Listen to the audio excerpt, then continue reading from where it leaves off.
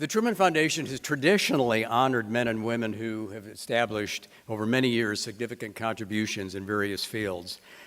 This year, we honor an individual who has accomplished much, but has many more years ahead of him to embellish on his already solid record of service and personal courage. I'm not going to repeat what is in the biography in your program, but I will say that Jason is remarkable because he came to grips with his humanity at a relatively young age, after service in the war in Afghanistan and after success in Missouri politics. And while standing at the brink of national political achievement and fame, he pulled back in recognition of what is truly important in life: love and devotion to family, preservation and care for oneself, and the pursuit of goals that begin small and grow into movements and organizations that will benefit humanity. His family is the better for it. Our community is the better for it. The community of veterans, refugees from Afghanistan, and the disenfranchised are better for it.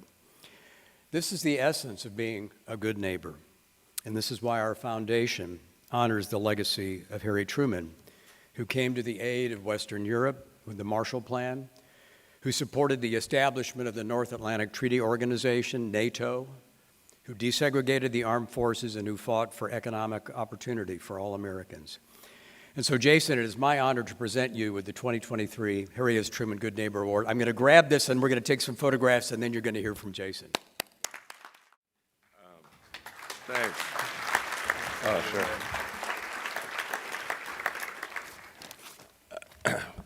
Thank you, Carl. I appreciate it. Yeah, the award went down during the presentation of the Judges Award because, as my wife who's sitting over there will tell you, I can make any moment about me.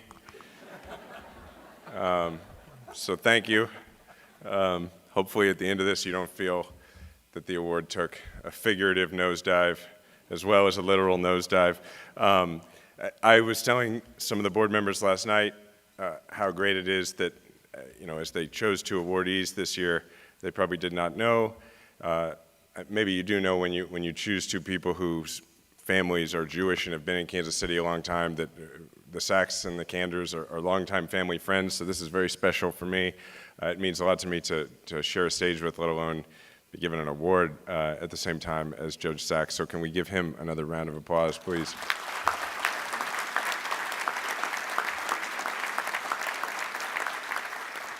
I want to thank General Hausman for being here. He was my boss for a while in the Army, so it's cool for me.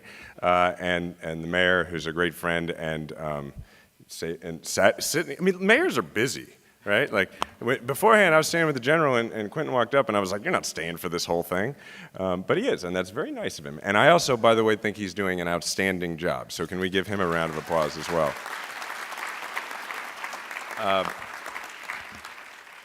So I've been to this event several times, and I've always enjoyed it. I've sat out there and I've listened to President Clinton speak, to John McCain, to others, and I'll tell you what I've never thought was I'll probably get that award one day. Like never for a moment. So it is a very big deal to me. The idea of getting the Truman Good Neighbor Award, thankfully, clearly, no one on the nominating committee has ever seen my lawn. Perhaps it's not a literal Good Neighbor Award, but either way, it means a lot to me. I actually, there was a story I thought of this morning when I was talking to Carl that I thought I would share that is a very Truman-related story, particularly to this day, it being his birthday and a state holiday, President Truman's birthday and a state holiday. I remember I had not been in the state legislature very long, and I know that for a fact because as I remember this story, I remember that I was sleeping on a floor. So clearly I didn't even have I never got a bed in Jeff City, but at one point I had a mattress, and I did not when this happened. And I got a call, this was not long after the economy had crashed in 2008, and I got a call from a politician who will remain nameless, because they don't come off great in this story. And they had a plan, and that plan was in order to save the state money during a budget crisis, it was time that we go ahead and get rid of Harry Truman's birthday as a state holiday. And they said, this will save us money because we're already paying people that day, and now they'll work as well, and it'll save the state money. And they were making the case as to why I should sponsor the bill to do this. Right.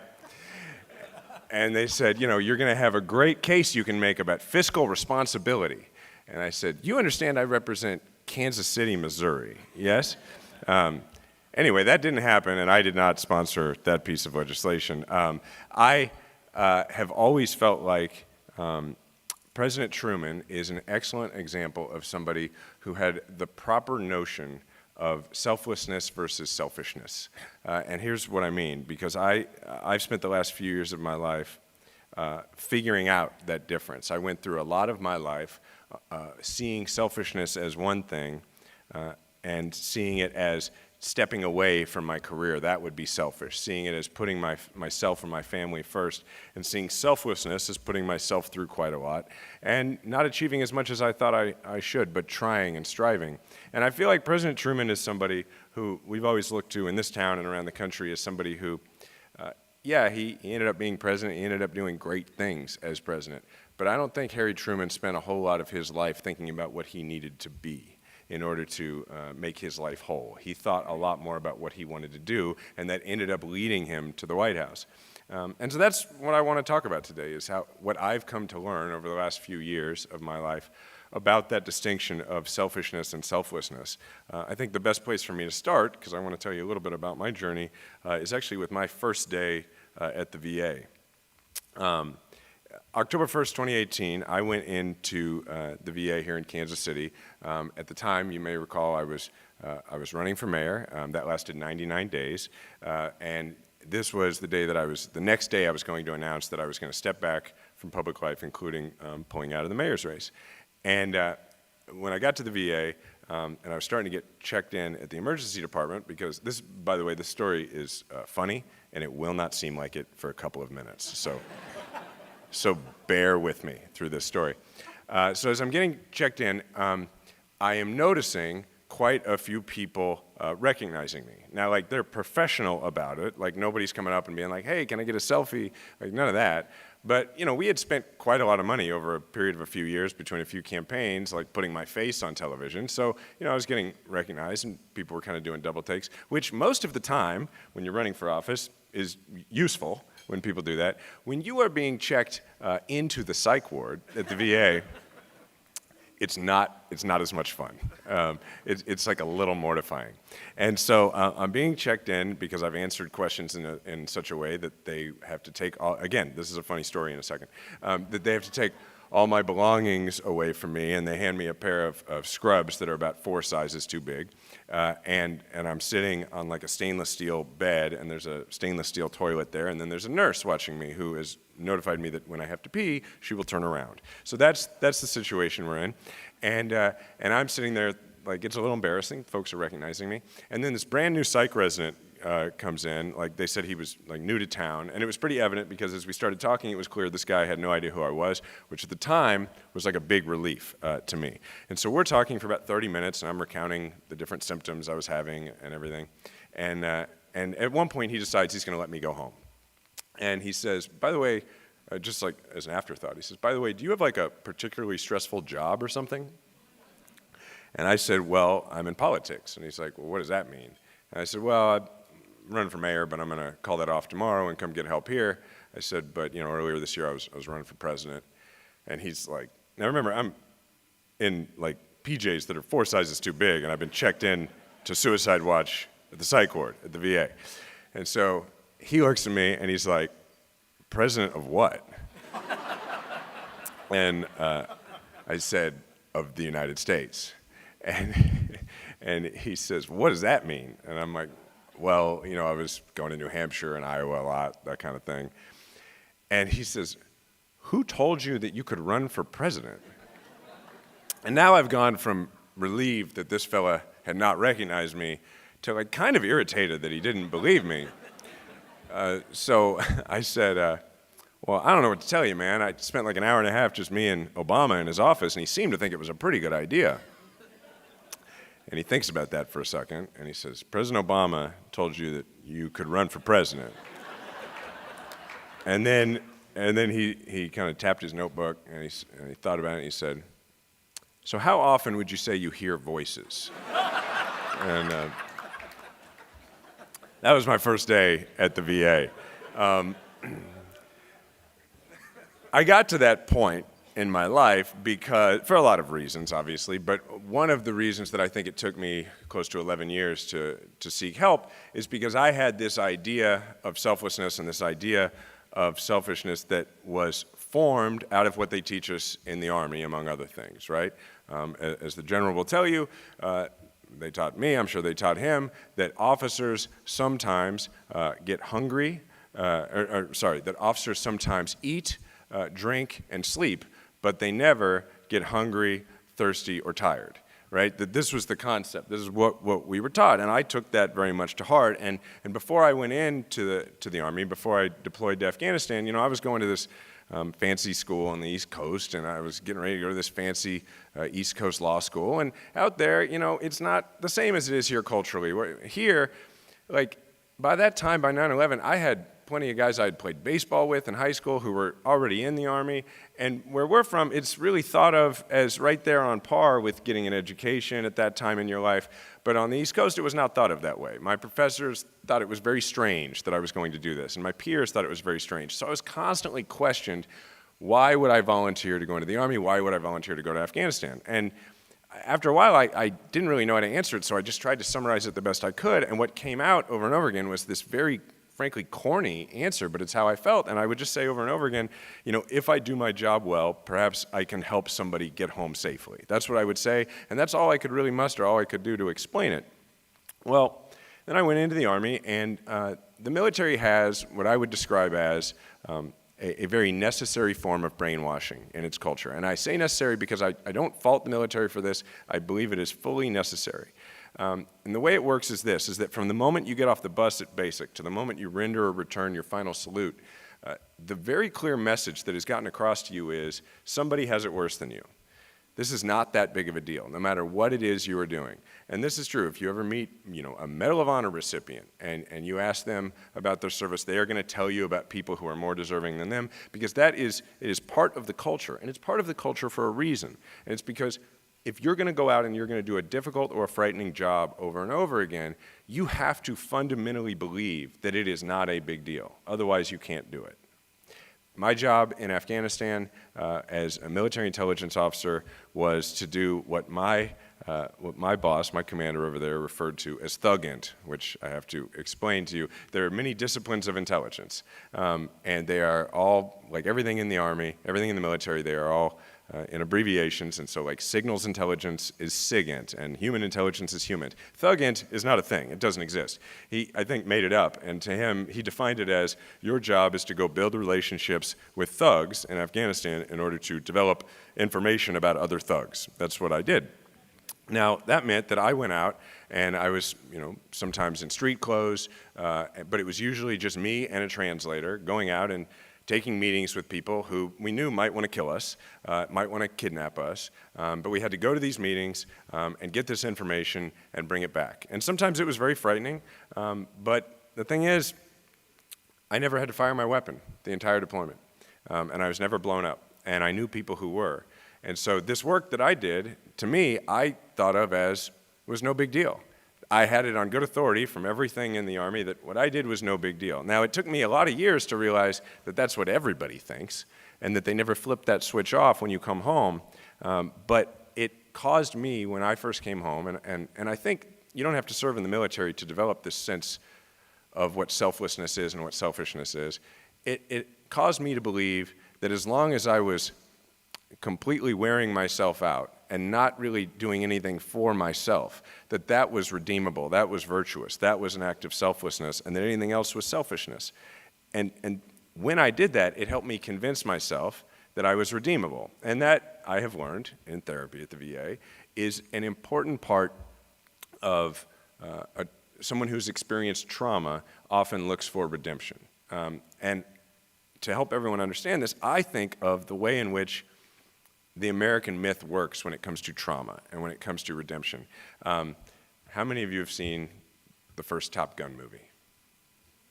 Okay, all right, great. For those of you not raising your hands, I'm going to spoil it, but you've had time. Like, this is not on me. You've had your opportunity. I'm going to talk about this because, I just turned 42, and I think this is true for most of us, but particularly for people my age. So many of our ideas about so many things were formed by the stories that we were told, and particularly by movies in the 80s and 90s. And this formula about trauma is followed in nearly every movie, particularly every military movie from the 80s and 90s. And it is the Top Gun formula. And it works and I love the Top Gun movies, all right? They're great, but this is real. In Top Gun, Goose dies, Maverick's buddy, right? And the very next scene, like the next line of dialogue in the movie, is his commander, Viper, walks in and he says, Goose is dead. And then he says, if you fly long enough, this is going to happen. You got to get past it. Like, that was his PTSD therapy, all right? And then what happened next? Next, Maverick goes to the Indian Ocean and he kills 3 bad guys. And then he's good to go. He throws the dog tags off the boat and he gets the girl. End of movie. And if you think about it, that's how pretty much every story that we've been told about trauma actually works.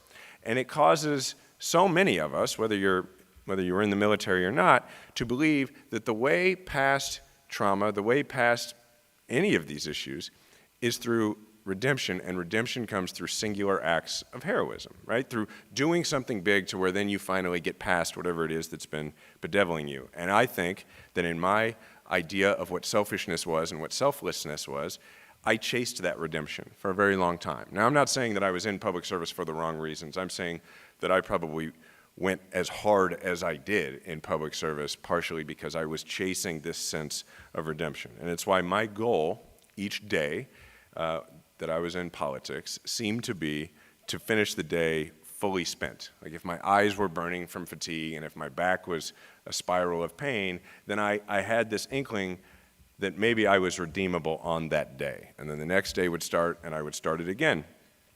I would get sick a lot, my back hurt constantly, but at least at the end of the day I could say I was not selfish today. And I spent those years watching my life, not living it. I felt that my life, I was living like a life of consequence that seemed to matter to other people but wasn't really experienced by me. I wasn't fully participating in it.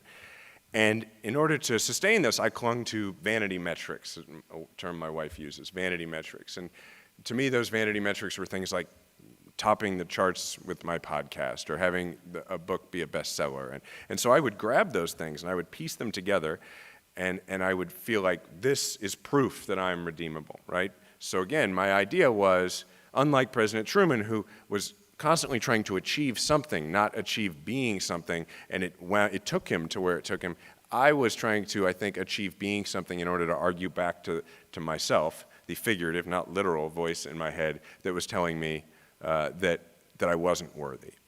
And so I did this for a very long time, but deep down, I knew on some level that I wasn't making the impact that I wanted to make. And so what I would do is I would go from sort of performance to performance, from speech to speech or big media interview to media interview, and I would cruise off those endorphins, not unlike any other kind of addict, right? I would have some big event, some big speech, and that would get me through for a few days, and I wouldn't have to feel like I was with myself. And this kind of came to a zenith, or came to a head at really the zenith of my political career. It was early 2018, and I was giving the keynote address at the largest fundraiser for the Democratic Party in New Hampshire, and it was like on national TV, and my parents were watching, and it was great in a lot of ways. Professionally, it was really top of the mountain. It was the I'm going to run for president moment, and it went pretty well. Like, I don't know how this speech is going, but I generally can tell when a speech is going well. They don't all go well. That one went pretty well, and I knew that it had gone pretty well. And I remember feeling like this is going to sustain me through for like a while.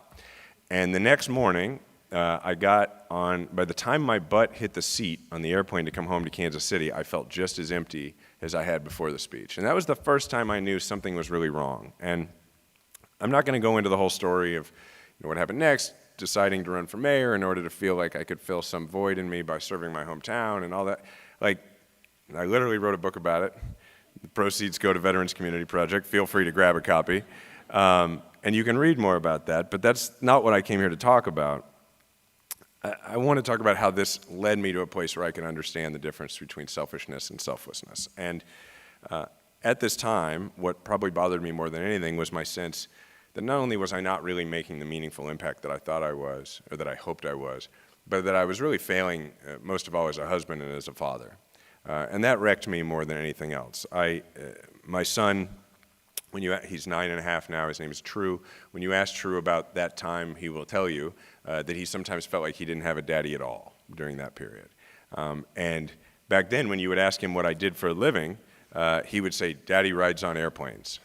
Like, I didn't even fly the airplane, right? Like, Daddy just calls me on FaceTime from airplanes, so that's what I think he does. Diana's career, which had so much enormous potential because she's so much more brilliant and talented than me, was really put on hold because of everything that I was doing. And at the same time, I didn't feel like I was achieving that much. I wasn't sure.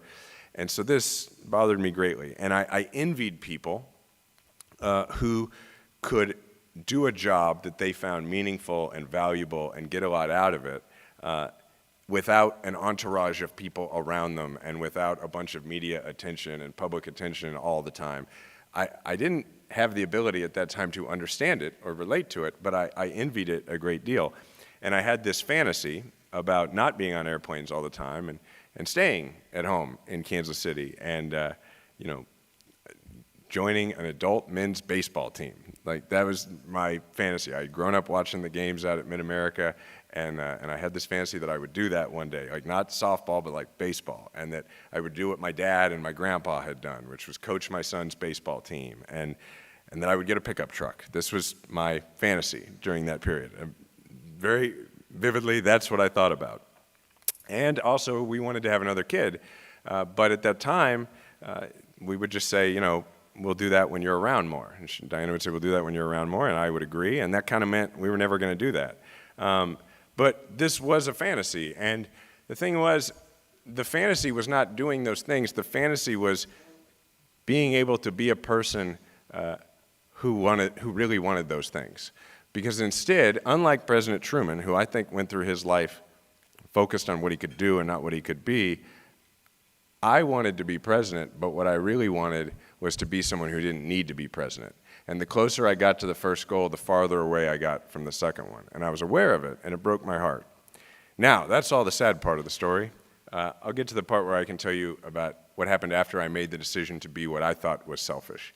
When I went to see the fellow who thought I heard voices at the VA, it marked a major change, a major watershed moment in my life because I started to get help. I made this decision that I believed was selfish, no longer do, and that selfish decision was essentially to save my own life because I was having suicidal thoughts. And the thing was, I didn't even know if that would work, right? Like, I didn't know anything about this stuff. All I knew was that I was trading in the only thing in my life that was going well, which was my professional life, for the hope that perhaps I could get better. I didn't know how it worked. I didn't know if I could get better. Now, again, I'm not going to go into that whole story because I've told it a lot of times, and it's not what we're here to talk about. But I'm going to yada through 6 months of therapy here and tell you that after a certain period, I reached a part of my life that I would refer to as post-traumatic growth. And that's not really portrayed in the movies about PTSD. Mostly when you see PTSD portrayed, it is generally a veteran. They probably have just beat their spouse after like shooting up heroin and now they're robbing a bank. Like, that's usually what you see. But the truth is that the vast majority of people, whether they're veterans or otherwise, who get help for PTSD actually get much better. Now, I, at the time, still viewed all that as a selfish act. I viewed my stepping back from the world as a selfish act. I no longer do. Now, I do place my family first now, and I do have a completely different view of whether I've done enough. I now believe that I have done enough. I like to think of it as America and I are square for the first time in my life. And I have a really simple rule about, I'm not even going to say my career because I used to think of it as a career. I don't really think of myself as having a career anymore. I just have stuff that I do. And that rule is that I never do anything so that I can do something else. I'm beyond the part of my life where I do anything so that I can get another opportunity. I do things because I think they matter, or because I care about it, or because it's fun, or because I want to. And I like to think that that has led me to a place where I approach quote-unquote service more in the way President Truman did. And I'm happy to tell you that Diana's career takes the lead in our house now, and that she is flourishing, and it is so fun to watch. And more importantly to me, honestly, I'm killing it as a husband. Diana refers to it as our second marriage. And almost 2 years to the day after I announced to the world that I was going to step back from public life and get help for PTSD, she gave birth to our daughter, Bella Brave. Yeah. That is the only line in the speech I really practiced, because I was going to try and talk about my daughter without getting emotional, but whatever, I wasn't able to. I drop my kids off at school nearly every morning, and I pick them up almost every day. I joined a wood bat amateur men's baseball team. I'm the center fielder for the Kansas City Hustlers. And I work my tail off to remain the number 9 hitter, because it's like a bunch of ex-pros and ex-college guys. True, my son True, is our bat boy, and last summer he got a PhD in cussing as a result. I got my pickup truck. I drove it here today.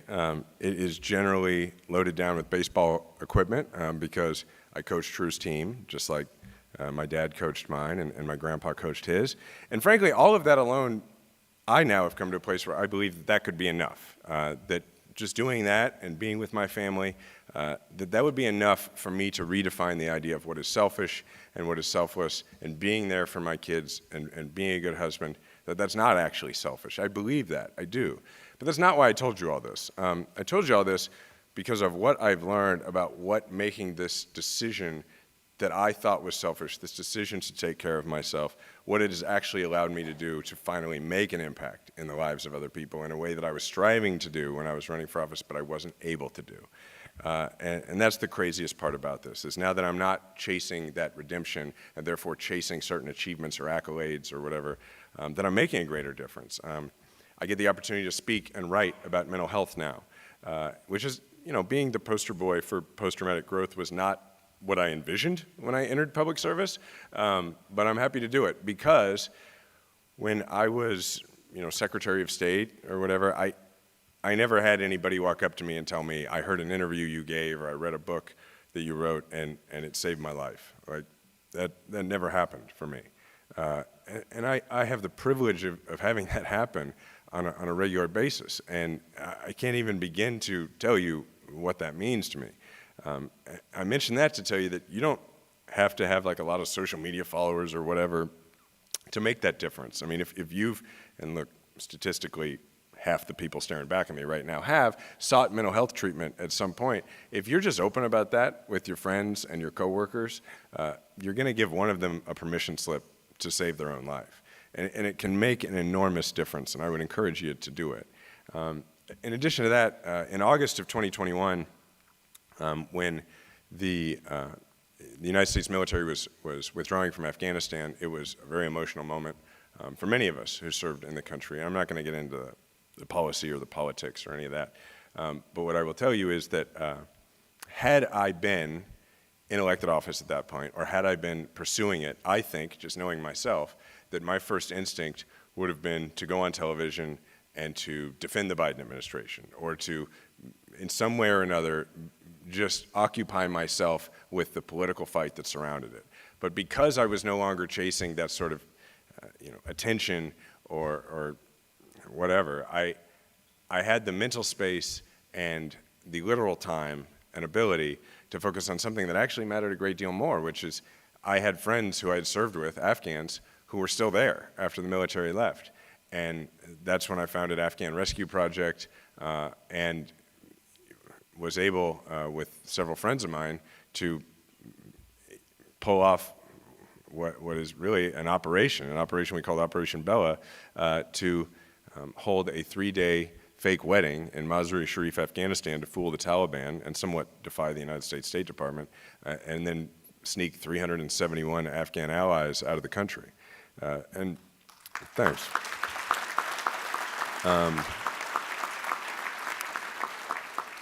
And then after that, because that worked, we stuck with it. And now as I stand here, Afghan Rescue Project has played a major role in evacuating over 2,000 Afghan men, women, and children from the country.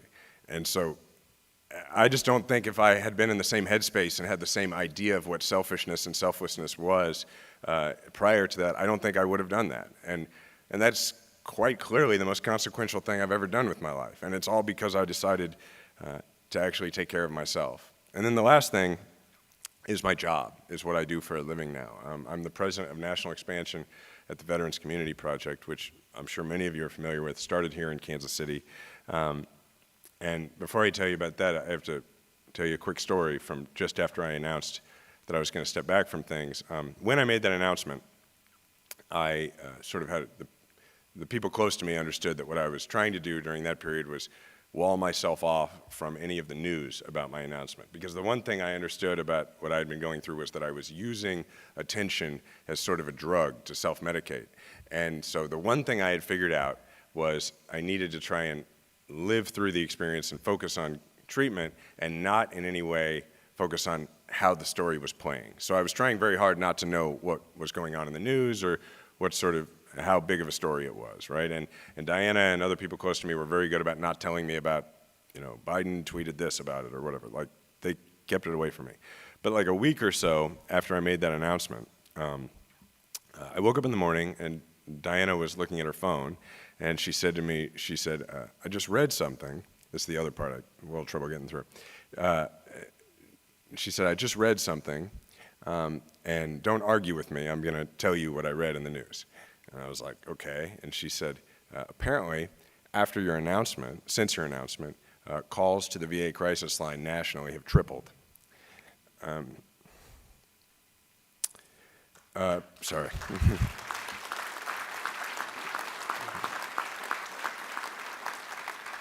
That was very nice of you. It allowed me to get my stuff back together. And I remember saying, I was very emotional. I had trouble getting it out. And I said that this is the first time I've ever felt like I helped some people get home safely. And now the crying part of the speech is over. So the reason I bring that up is because now in the job that I do, I have the chance to do that every day. That's what we do at Veterans Community Project. For those of you who are not familiar with VCP, what we do is we run outreach centers that help prevent veteran suicide by seeing any veteran, regardless of their discharge status, regardless of how long they served. If they raised their right hand and they swore the oath, whether they served for 5 minutes or 20 years, they qualify for 100% of our services. And that makes a huge difference in preventing veteran suicide. Many of you are familiar with the statistic that on average 20 veterans take their lives every day. What you're probably not familiar with is the statistic within it, which is that on average out of that 20, 16 out of the 20 are not connected to any veteran-specific services at all when that happens. And so by lowering that barrier, it makes a huge difference. The other thing that we do, and what we're much better known for, is we build villages of tiny houses for homeless veterans and provide wraparound services and have an unprecedented 85% success rate of moving folks from homelessness into permanent housing and keeping them there. And so to close this, I'll tell you one last story about what this work has meant to me over the last 4 years when we've built these campuses across the country. And that is my son, who used to think that what I did for a living was ride on airplanes. Not long ago we were at a stoplight here in Kansas City, and I was just thinking about something else, staring out the windshield. And True said to me, he said, Dad, do we have $1 we can give that man? And I turned to my left, and there was a homeless man standing on the median. And I was like, oh yeah. So I got in the center console, rolled down the window, and I got a couple of bucks out and I handed it to him. And we got back on the road, and I wanted to encourage True's generosity. And so I asked him, I said, what made you want to do that, True? What made you want to give him money? That's great. And he said, well, he had on an Army jacket, and I think he's an Army man, and he probably doesn't have anywhere to sleep tonight, and it's cold, and that's what you do. I got it again. And he said, that's what you do. You help Army men who don't have houses, have somewhere to sleep. And so it is a real honor to be able to do a job where that's what I do, is I help folks get home safely. And I would like to think that that is in the spirit of trying to do something and not try to just be something to heal myself in the way that I did for so many years. And I'd like to think that that's a good way to honor the legacy of President Truman. And it means so much to me that all of you would bestow this honor on me. It means a lot to me to be here today. Happy birthday, Harry. Thanks so much. I appreciate it.